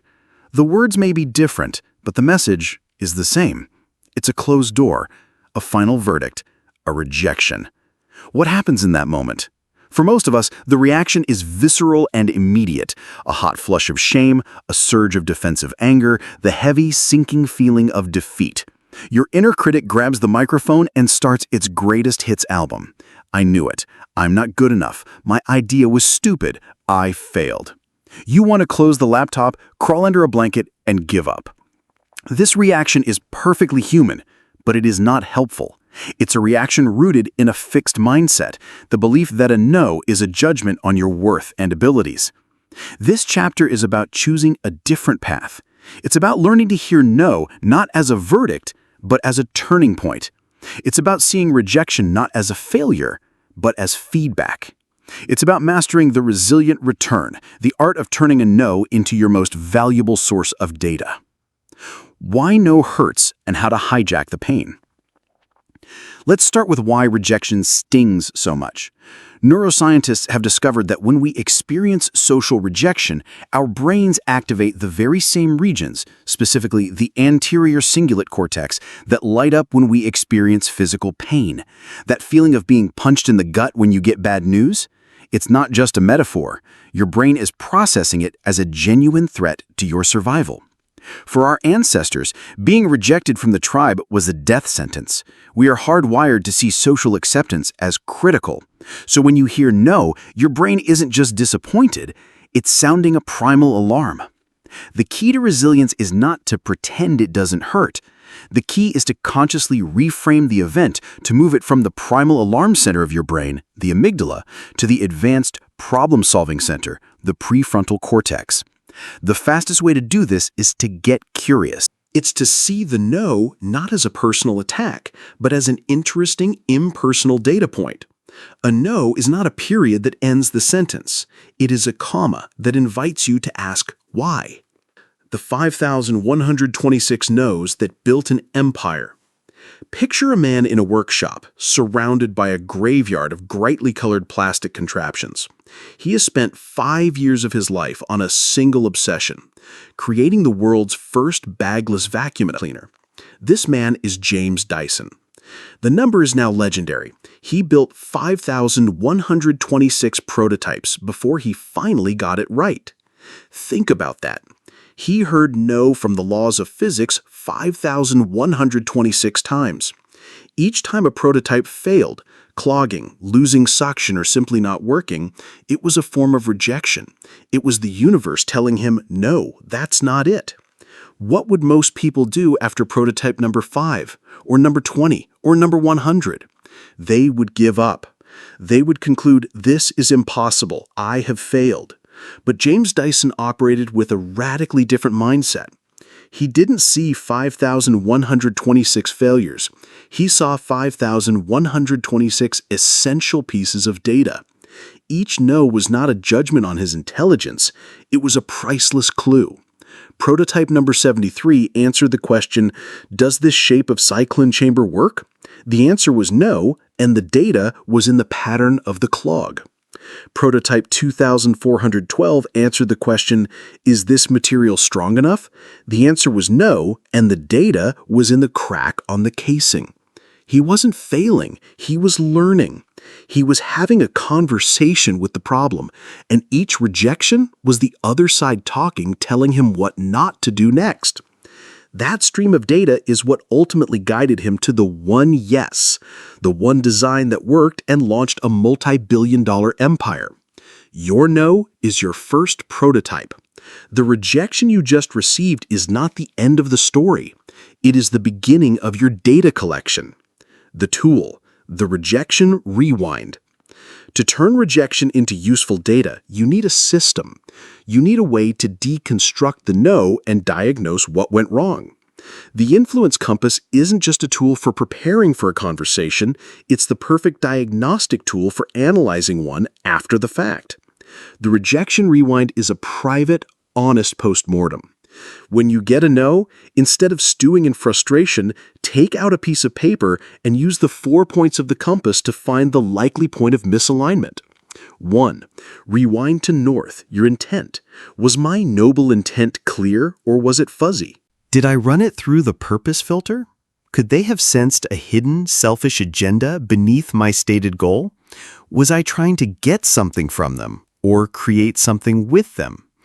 A no is often a reaction to a perceived selfish intent. 2. Rewind to east, your empathy. Did I truly understand their map? Did I miss a key pressure or priority that my proposal threatened? Did I listen for their music, or was I too busy playing my own? Was their no not about my idea, but about their fear of the risk or change it represented? A no is frequently a sign that you failed to see the world from their perspective. 3. Rewind to south, your signals. Was I congruent? Did my body language or tone of voice betray a lack of confidence in my own proposal? Did I appear nervous, arrogant, or dismissive? Did I use their language, or did I trap myself in my own jargon, the curse of knowledge? A no can be a response to a lack of trust generated by out-of-sync signals. 4. Rewind to west, your win. Did I present a true woven win, or did it feel like a win for me and a loss or just a lot of work for them? Did I use yes but instead of yes and language when they raised concerns? Did they feel like a partner in co-creation or a target of my persuasion? A no is almost guaranteed if the other person can't see what's in it for them. By systematically working through these questions, you drain the emotion out of the rejection and replace it with strategic insight. You might realize your intent was selfish, north, or that you completely misread your boss's main priority, east, or that you came across as nervous and unconvincing, south. This diagnosis is not a reason to beat yourself up. It is the key to your resilient return. Your return might not be to ask for the exact same thing again. Armed with new data, your return might be a revised proposal that addresses their priorities. It might be a simple follow-up email that clarifies your intent, or it might be simply filing the knowledge away so you can approach the next opportunity with far greater intelligence. The return is graceful, smart, and informed. Chapter 9 Summary. Key takeaways. Rejection is not a verdict, it is data. It's feedback on your process, not a judgment on your worth. Your brain processes social rejection like physical pain. Acknowledge the sting, then consciously reframe the event to move from an emotional reaction to a logical analysis. Embrace the James Dyson mindset. Every no is a valuable clue that tells you what not to do, guiding you closer to the yes. Use the influence compass as a diagnostic tool. When you get a no, conduct a rejection rewind to analyze if your intent, empathy, signals, or win creation was misaligned. A resilient return is a strategic next step, not a pushy demand. Use the data you've gathered to re-engage gracefully and more intelligently. Your first step, rewind your last no. Think of a time in the recent past, this week, this month, this year, when you received a no. It could be big or small, a rejected proposal, an idea that was ignored in a meeting, a request that was denied by a family member. Take out a fresh sheet of paper. At the top, write down the no you received. Divide the page into 4 sections: north, east, south, west. Perform your own rejection rewind. Spend at least 1 minute on each section honestly answering the diagnostic questions from this chapter. Be a curious detective, not a harsh judge. Identify the likely point of misalignment. Based on your analysis, what do you think was the weakest point in your approach? Where did the no most likely come from? This exercise will do more than just give you insight into a past event. It will fundamentally change your relationship with rejection. You'll begin to see that every no holds a lesson, and every lesson is a step forward on the path to becoming truly, resiliently influential. Conclusion. Your true north. Living a life of purposeful influence. We began this journey together in a stale conference room, watching a good man with a great idea become invisible. We felt the agony of David, whose hard work and valuable insights dissolved into a wave of indifference. His story resonated because we have all, in some way, been David.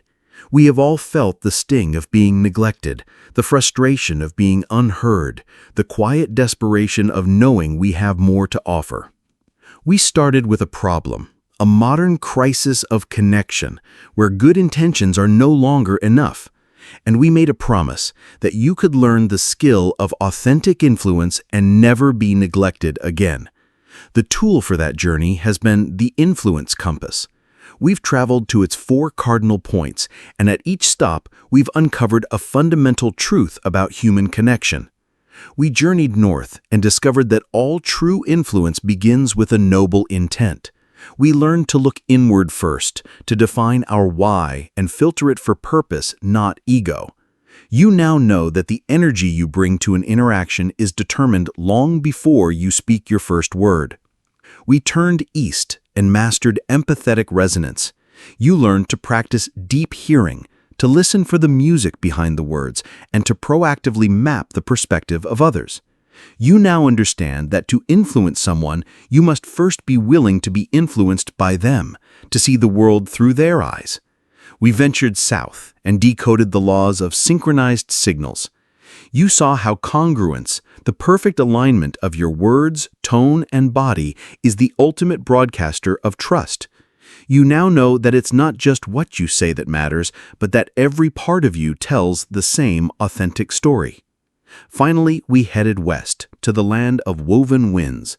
You learned to shift from an adversarial mindset to one of co-creation, to use the language of yes and to build bigger pies instead of fighting over smaller slices.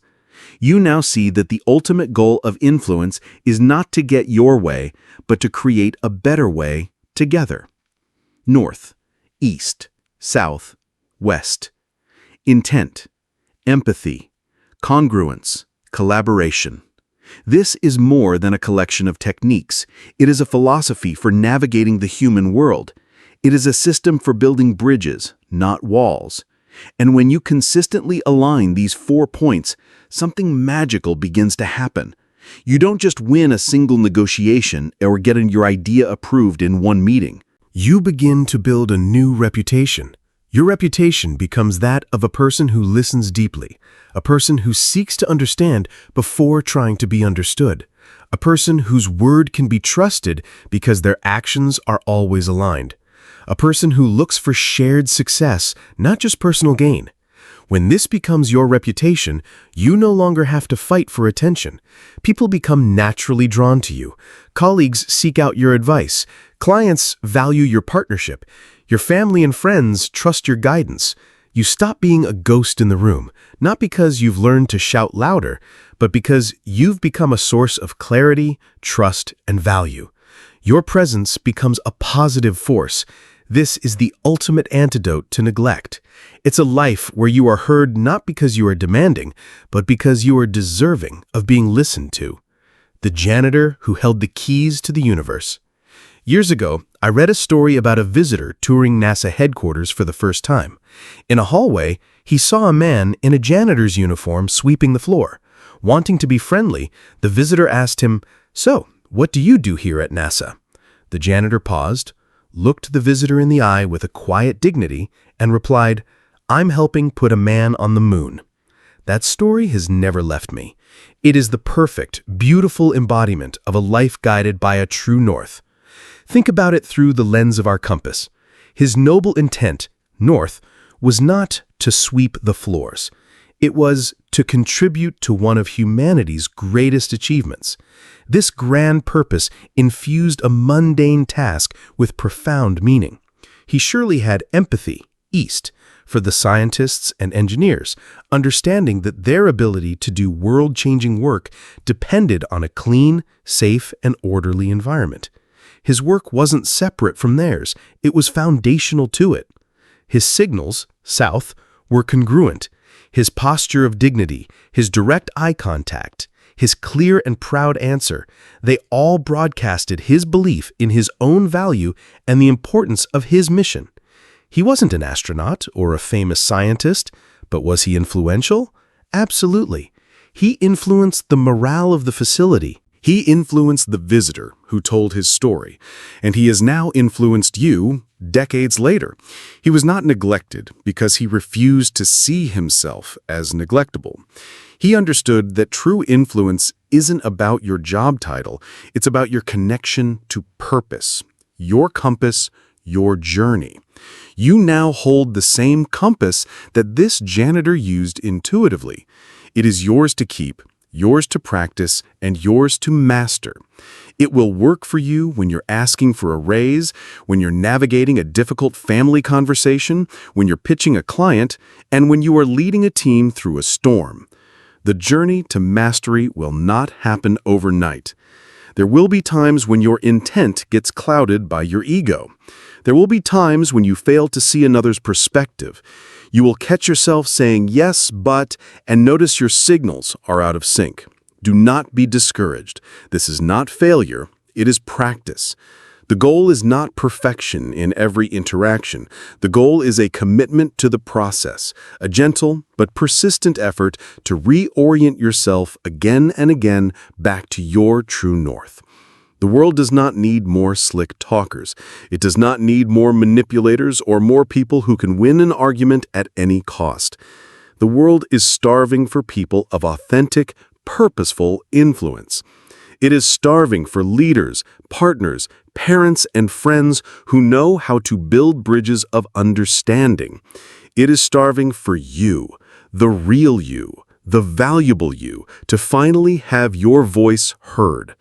The agony of being invisible is a choice. Today, you can choose differently. You have the tools, you have the map, you have the compass. Your voice deserves to be heard, your value deserves to be seen. Go and persuade with purpose.